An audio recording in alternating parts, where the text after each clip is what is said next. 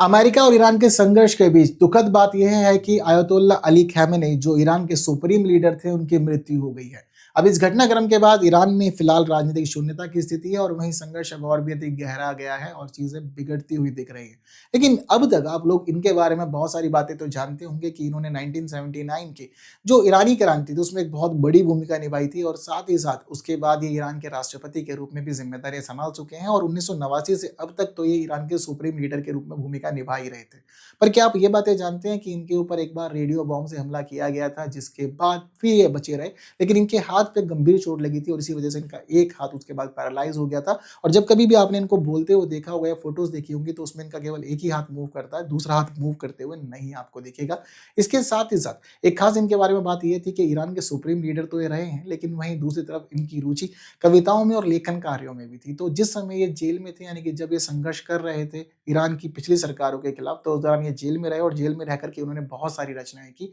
और केवल इतना ही नहीं, ये अनेक भाषाओं के ज्ञाता थे, इसीलिए इनका जो ट्विटर हैंडल था वो भी लगातार अलग अलग भाषाओं में संदेशों को दिखाता रहता है। एक और खास बात इनकी यह भी रही है कि दुनिया के अंदर वैसे तो बहुत ही कम ऐसे लीडर्स हैं इस्लाम के मामले में या ऐसी पदवियों के मामले में जो इस्लामिक व्यवस्था को चलाते हैं, लेकिन खामेनेई उनमें से एक थे जिन्होंने सोशल मीडिया के साथ भी कनेक्शन बना के रखा और संवाद की चीज़ों को वो लगातार मेंटेन करते रहे थे। तो ये वो कुछ खास चीज़ें हैं जो लगातार इनके जीवन से जुड़ी हुई थी, लेकिन फिलहाल ये अब हमारे बीच में नहीं रहे।